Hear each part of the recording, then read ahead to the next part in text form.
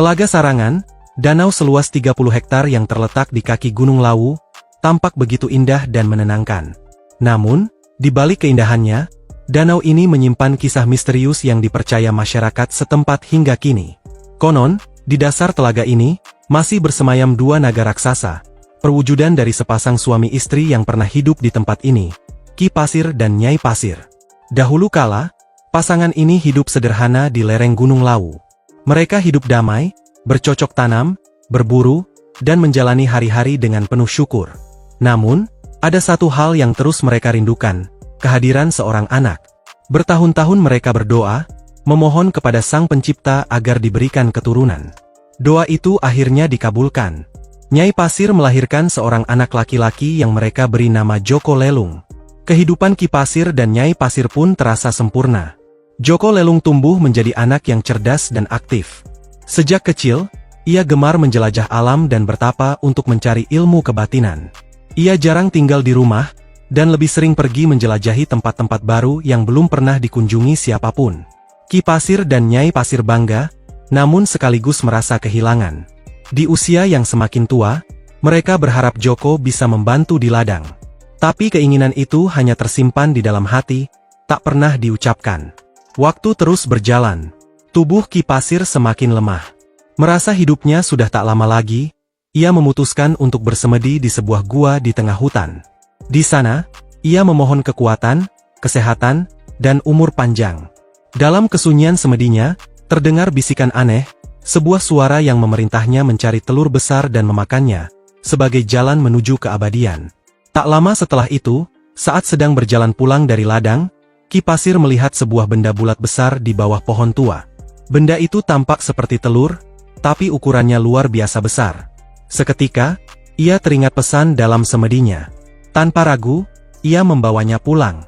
Di rumah, Ki Pasir memasak telur misterius itu dan membaginya menjadi dua. Separuh untuknya, dan separuh lagi untuk Nyai Pasir yang saat itu sedang ke hutan mencari kayu bakar. Setelah menyantap telurnya, Ki Pasir merasa tubuhnya segar, ringan, dan kuat. Ia merasa muda kembali. Namun, tak lama kemudian, tubuhnya mulai terasa panas dan gatal. Ia menggaruk-garuk tubuhnya hingga kulitnya memerah. Lalu, perlahan, sisik seperti milik binatang melata mulai tumbuh di sekujur tubuhnya. Ki Pasir panik. Ia berlari menuju mata air di hutan, berharap bisa meredakan panas di tubuhnya. Namun, semua sudah terlambat. Di dalam air, tubuhnya berubah total menjadi seekor naga raksasa, mengamuk dalam rasa sakit dan kebingungan.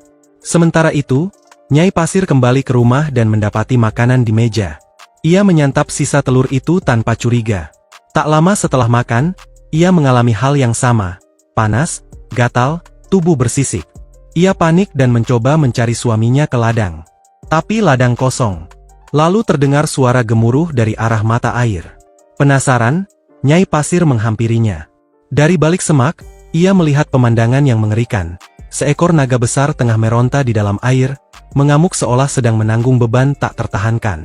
Anehnya, Nyai Pasir merasa makhluk itu bukan asing baginya. Ia bisa merasakan, itu adalah Ki Pasir. Namun, tubuhnya sendiri pun sudah mulai berubah. Ia kehilangan keseimbangan, tergelincir ke dalam air, dan dalam hitungan detik, ia pun berubah menjadi naga, menyusul takdir suaminya.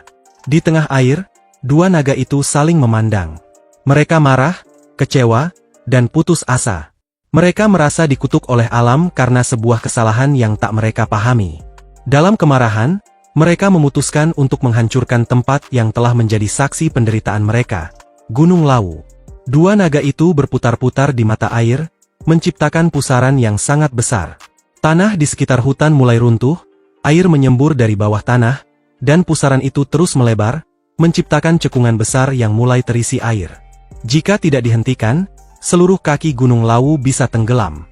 Di saat yang sama, Joko Lelung pulang dari pertapaannya. Ia terkejut melihat rumah dan ladang orang tuanya kosong dan rusak. Suasana mencekam, langit mendung, dan suara gemuruh terdengar dari kejauhan. Ia pun berlari menuju arah mata air. Dari kejauhan, ia melihat dua naga raksasa mengamuk di dalam pusaran air.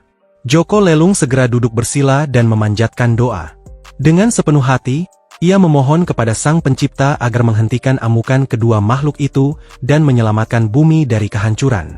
Tiba-tiba, cahaya terang menyinari telaga yang baru terbentuk itu. Kedua naga mendadak tenang, tubuh mereka perlahan menghilang ke dalam air yang semakin dalam. Amukan berhenti. Hening. Yang tersisa hanyalah cekungan besar penuh air di kaki gunung, sebuah telaga yang kelak disebut Telaga Pasir, dan dikenal luas sebagai Telaga Sarangan, karena berada di wilayah Kecamatan Sarangan. Masyarakat percaya, dua naga itu, Ki Pasir dan Nyai Pasir, masih bersemayam di dasar telaga.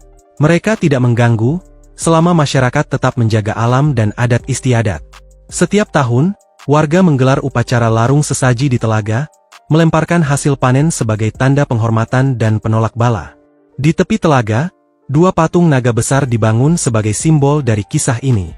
Ada pula sepasang batu nisan di pulau kecil di tengah telaga, tempat yang diyakini sebagai titik terakhir wujud manusia dari Ki Pasir dan Nyai Pasir.